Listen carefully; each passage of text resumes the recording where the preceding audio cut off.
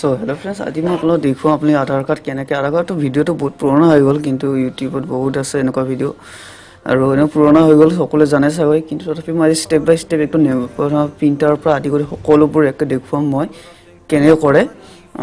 মানে কি আপুনি যিটো নেটৰ পৰা ডাউনলোড কৰি যিটো আপুনি নেবুলেশ্যন পেপাৰ দি আপুনি প্ৰিণ্ট কৰে, মই সেইটো দেখুৱাম আজি পূৰা ষ্টেপ টু বাই ষ্টেপ।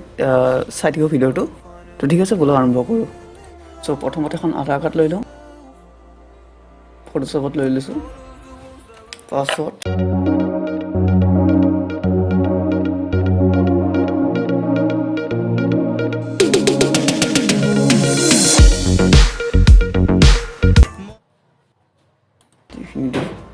সম্পূৰ্ণ ভিডিঅ'টো চাব ফ্ৰেণ্ডছ।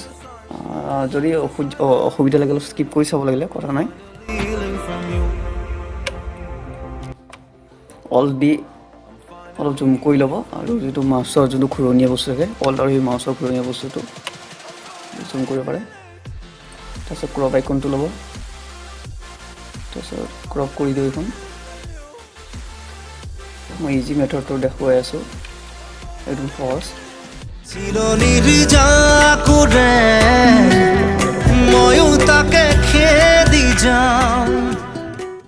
ইণ্টাৰ কৰি দিয়ক।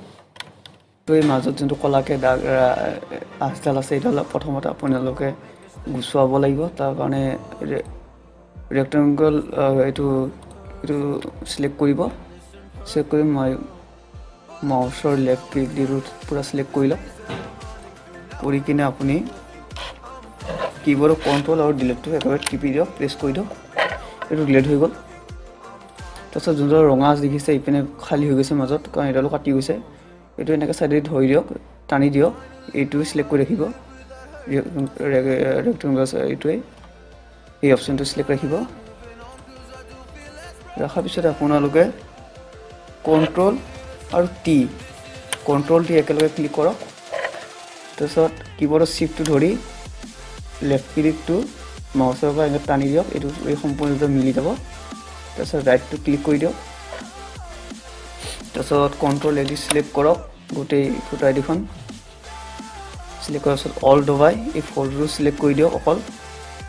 তেতিয়া কি হ'ব, আপোনালোকে এইখন ৰংটো যেতিয়া আপুনি কালাৰ কৰিব, নাম সকলোবোৰ বাৰকোড ফটোটো, তেতিয়া আপোনাৰ ফটোটো কালাৰ নহ'ব, মানে কি ফটোটো বেছি এন্ধাৰ হৈ নাযাব, অকল ফটোটোত। তো দেখুৱাই আছোঁ, কণ্ট্ৰল এল চিলেক্ট কৰ লেয়াৰ লেভেলছটো। তাৰপিছত এইটো বঢ়াই দিয়ক, চাই ভাল লাগিব, কালাৰ হ'ব। তো দেখিছে ফটোটো একো নহ'ল, কিন্তু আপোনাৰ বাকীখিনি চব সম্পূৰ্ণৰূপে কালাৰিং হৈ গ'ল, ৰং হৈ গ'ল। অ'কে কৰি দিয়ক। ফটোটো অলপ চিলেক্ট কৰি দিয়ক। ফটো চিলেক্ট কৰাৰ পিছত কণ্ট্ৰল এল দি ফটোটো নিজৰ ইচ্ছামতে বগা কলা যি কৰে কৰি দিব পাৰে।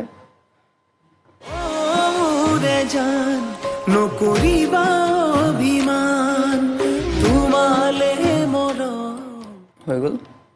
এতিয়া নামটো অলপমান ডাঙৰ কৰিব লাগে, অলপ।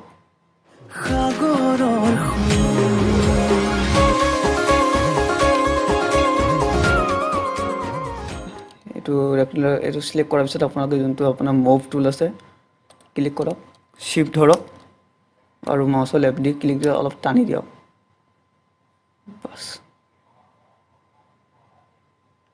তাৰপিছত আপুনি অ'কে মাৰি দিয়ক, কণ্ট্ৰল এম কৰক আৰু অলপমান ড্ৰাগ কৰি দিয়ক, আৰু অলপ হৈ গ'ল। অ'কে কৰি দিয়ক। ঠিক তেনেকৈ কণ্ট্ৰল ডি কৰক, ডি চিলেক্ট, আকৌ ৰেক্টেংগুলাৰ চিলেক্ট কৰক, আকৌ এড্ৰেছৰ পিনে যাওক, চিলেক্ট কৰক, মুভ টুল লওক, শ্বিফ্ট দবাওক, অলপ টানি দিয়ক।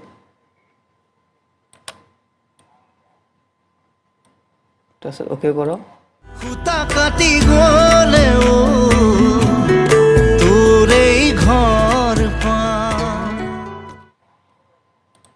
কণ্ট্ৰল এম কৰক, ড্ৰাগ কৰিব মন গ'ল ড্ৰাগ কৰি দিয়ক, মই অলপ কৰি দিওঁ, ভাল লাগিব চাই।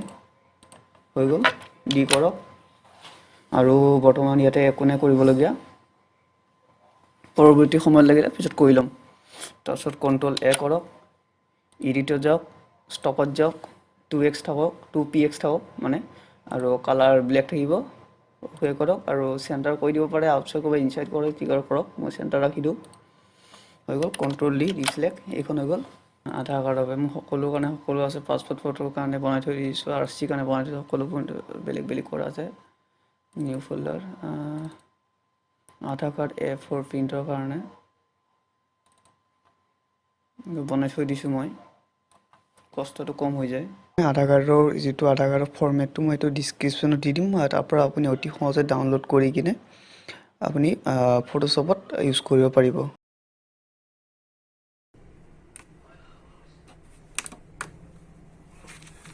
আৰু এনেকুৱা এখন A4 পেপাৰ এখন লৈ লৈছোঁ, ফটো পেপাৰ, আৰু এইটো ইয়াতে সুমিয়াই দিছোঁ।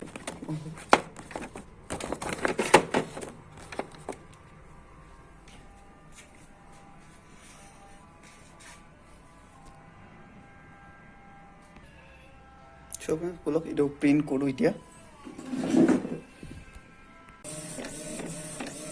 চ' ওলাই আছে, ওলাব দিয়ক, তাৰপিছত ভিডিঅ'টো আছ কৰি দিওঁ।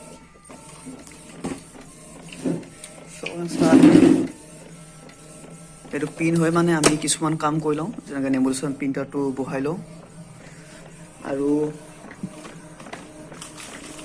আধাৰ কাৰ্ডৰ যিটো পাউচ পোৱা যায় লেমিনেশ্যন পেপাৰ,